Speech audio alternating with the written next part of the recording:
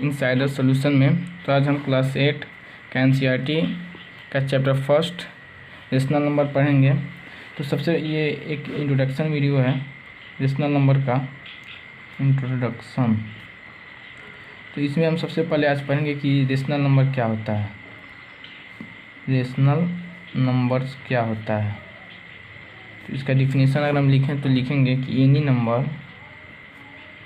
Number which can be represented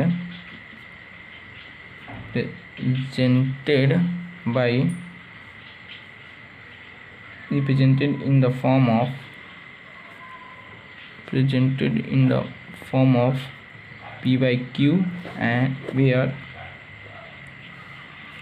p and q are integers and q is not equal to 0, इसी को rational number कहते हैं। इसका मतलब ये है कि कोई भी एक नंबर है जिसे हम p बाई q के फॉर्म में रिप्रेजेंट करें, जिसमें से p और q जो है ये क्या है, इंटीजर्स है, और जिसमें q जो है वह 0 नहीं हो सकता, इसी को रेशनल नंबर कहेंगे। इसी को क्या कहेंगे, रेशनल नंबर कहेंगे। p और q इंटीजर होना चाहिए और q 0 नहीं होना चाहिए। q 0 क्यों नहीं होना चाहिए? अगर यहाँ पर अगर q 0 हो जाए p/0 तो इसका आंसर क्या होता है, इनफाइनाइट आ जाता है, इन्फिनिटी आ जाता है। क्यों आता है?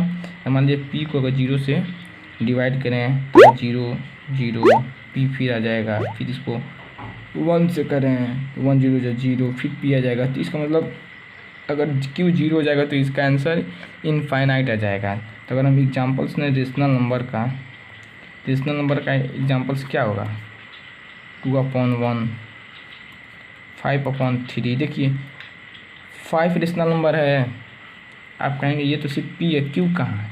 तो यहाँ पर कुछ नहीं रहता, इसका मतलब यहाँ पर 1 रहता है। तो ये p एंड q के फॉर्म में रिप्रेजेंट हो गया, p और q के फॉर्म में रिप्रेजेंट हो गया। और जो q है, q यहाँ पर क्या है, 1 और 0 के बराबर भी नहीं है। तो अब हम जानेंगे कि क्या रेशनल नंबर निगेटिव हो सकते हैं। -2/3 ये भी रेशनल नंबर है, -5/3 ये भी रेशनल नंबर है। ठीक, ये सब रेशनल नंबर है। क्यों? क्योंकि p और q इंटीजर है। p और q क्या है, इंटीजर है। और इंटीजर क्या होता है, इंटीजर को अगर हम जाने तो इंटीजर होता है, integer it is the natural number.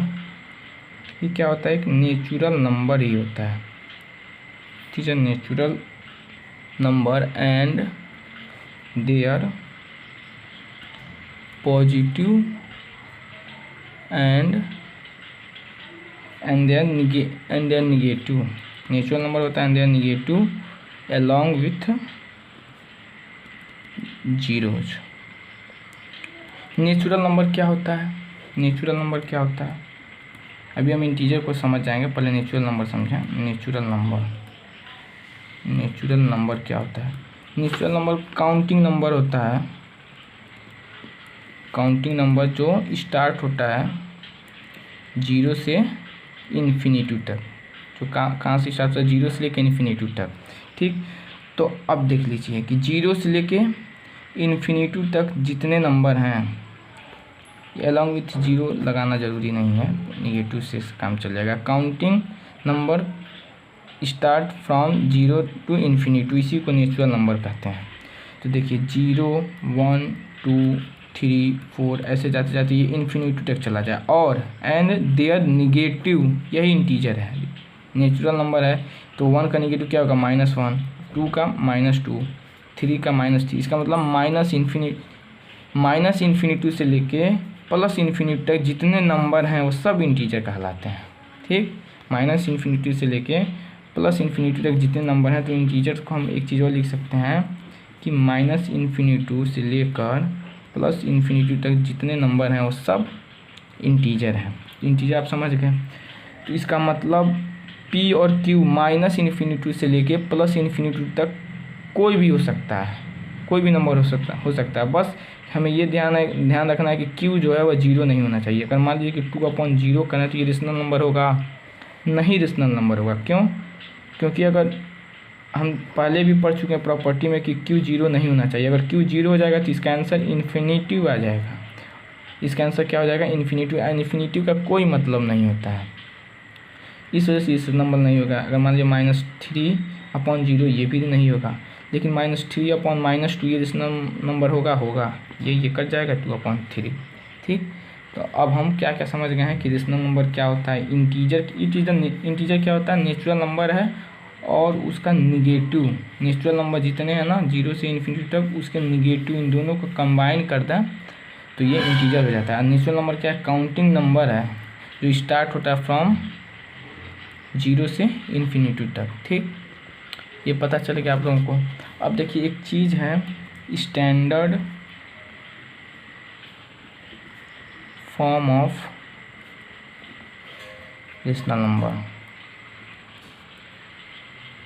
Rational number का स्टैंडर्ड फॉर्म क्या है? अगर मान लीजिए हम एग्जांपल्स लें, अगर हम लिखें 12/36 तो इसका जो स्टैंडर्ड फॉर्म है वो जानते हैं क्या होना चाहिए? 12 को इसको पूरी तरीके से आप काटते हैं तो 12 को क्या लिख सकते हैं? 2 × 2 × 3 और 36 को क्या लिख सकते हैं? 2 2 3 3। ठीक, अब देखिए 2 से ये 2 कट जाएगा, ये 2 से ये 2 कट जाएगा, ये 3 से ये 3 कट जाएगा, यहाँ पर 1 बचा। तो 1/3 जो है यही इसका स्टैंडर्ड फॉर्म है। क्या है? स्टैंडर्ड फॉर्म मतलब सिंपलेस्ट फॉर्म। कितना छोटा हम उसे कर सकते हैं।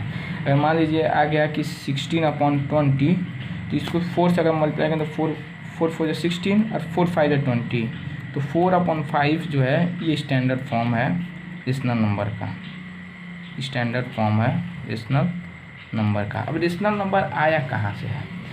देखिए सबसे बड़ी चीज़ होती है रियल नंबर। रियल नंबर्स के दो पार्ट्स होते हैं, एक होता है रेशनल नंबर और दूसरा होता है इरेशनल नंबर। तो असल में रेशनल नंबर क्या है? एक रियल नंबर का पार्ट ही है। ये क्या है? एक रियल नंबर का एक पार्ट है। ठीक, अब हम समझ गए हैं क्या क्या समझ गए। रेशनल नंबर क्या होता है, फिर इंटीजर क्या होता है, नेचुरल नंबर क्या होता है। अब हम एक चीज़ और समझना होगा कि होल नंबर क्या होता है। होल नंबर क्या होता है? तो होल नंबर को समझने के लिए इसका डिफिनेशन हम लिखेंगे। Whole numbers are the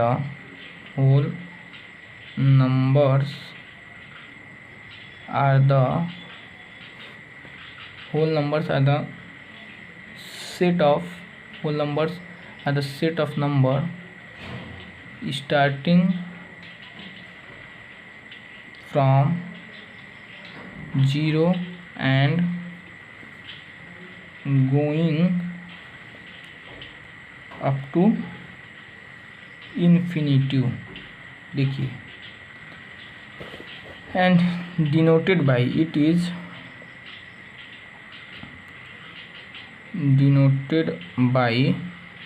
W। देखिए होल नंबर को किससे डिनोट करते हैं? W से। तो होल नंबर क्या होता है? होल नंबर 0 से स्टार्ट होकर इन्फिनिटी तक जाता है। कहाँ से? 0 से स्टार्ट होता है, 0 1 2 3 ऐसे चक्कर से इन्फिनिटी तक जाता है, यही होल नंबर होता है। देखिए एक चीज़ आपको और गौर करना होगा कि जो रियल नंबर है इसको हम डिनोट करते हैं R से। ठीक, अब इंटीजर जो है इसे हम डिनोट करते हैं Z से, और जो रेशनल नंबर है हमारा उसे हम Q से डिनोट करते हैं। किससे? Q से। रेशनल नंबर को हम डिनोट किससे करते हैं? Q से डिनोट करते हैं। रेशनल नंबर को किससे डिनोट करते हैं? रेशनल नंबर को हम Q से डिनोट करते हैं। ठीक, और नेचुरल नंबर को हम N से डिनोट करते हैं। नेचुरल नंबर को हम N से डिनोट करते हैं। तो अगर कोई भी नंबर दिया हो, अगर हमें ये बताना हो कि वो रेशनल नंबर होगा या नहीं होगा, तो क्या आप बता लेंगे? एक दो एग्जांपल्स और हम लोग देखते हैं, उसके बाद पता करेंगे कि क्या आप लोग ये नंबर्स पहचान पा रहे हैं कि नहीं, ये कि ये कहाँ से कहाँ तक है। जैसे कि अगर मान लीजिए ये -1 है तो क्या ये क्या होगा? ये रेशनल नंबर होगा। क्यों? -1/1 लिख सकते हैं। ये P है, ये Q है, और P और Q इंटीजर होना चाहिए। -1 भी एक इंटीजर ही है, तो ये रेशनल नंबर होगा। और क्या होगा? -1 ये एक होल नंबर होगा। होल नंबर नहीं होगा। क्यों? क्योंकि होल नंबर जो होता है वह जीरो से लेकर, होल नंबर जो होता है वह जीरो से लेकर इन्फिनिटी तक होता है। और ये क्या है, -1 है। क्या ये इंटीजर होगा? इंटीजर भी होगा। क्या होगा? इंटीजर होगा। क्यों? क्योंकि हम जानते हैं कि इंटीजर का डिफिनेशन है, it is the natural numbers and their negative. Natural number, integer क्या होता है? नेचुरल नंबर होता है और उसका निगेटिव होता है। तो नेचुरल नंबर 1 2 3 ऐसे करते करते कहाँ से जाएगा? इन्फिनिटी। और 1 का क्या होता है? 1 का अपोजिट होता है -1। ठीक, यहाँ पर एक चीज़ और देखना होगा, नेचुरल नंबर में जीरो नहीं आता, ये काउंटिंग नंबर होता है। तो हमें ये चीज़ लिखना होगा कि it is the natural numbers and their negative along with zeros. एक बार और हम इंटीजर को समझ लेते हैं कि इंटीजर क्या होता है। It is the natural number and their negative along with zero. अब देखिए ये चीज़ क्यों लिखना पड़ा हमें। नेचुरल नंबर क्या होता है? नेचुरल नंबर होता है 1 2 3 4 5 ऐसे करते करते इन्फिनिटी तक जाता है। और अगर हम उसको कहें कि natural number and then negative, तो 1 का निगेटिव -1 -2 -3 ऐसे माइनस इन्फिनिटी तक। लेकिन इंटीजर में जीरो भी आता है। लेकिन अगर हम सिर्फ इन दोनों सेंटेंस को पढ़ेंगे तो हमें ये नहीं बता पाएंगे कि इंटीजर में जीरो आ रहा है कि नहीं। इस दोनों सेंटेंस ये कंप्लीट डिफिनेशन नहीं है इंटीजर का। क्यों? क्योंकि इसमें जीरो छूट रहा है। लेकिन हम जानते हैं कि इंटीजर में जीरो भी आता है, तो कंप्लीट डिफिनेशन होगा it is natural number and their negative along with zero. तो असल में इंटीजर क्या है? जीरो -इन्फिनिटी से लेकर +इन्फिनिटी तक जितने भी नंबर हैं सभी इंटीजर में आते हैं। जैसे कि अगर ये बताइए कि जीरो इंटीजर है, जीरो रेशनल नंबर है। एक चीज़ और आपको बता दें कि जीरो अगर लिखा रहे तो क्या ये रेशनल नंबर होगा रेशनल नंबर। क्यों? क्योंकि यहाँ पर 1 लिखेंगे और जीरो क्या है? एक इंटीजर है। और यहाँ पर p है, ये q है। q जो है वह जीरो नहीं है।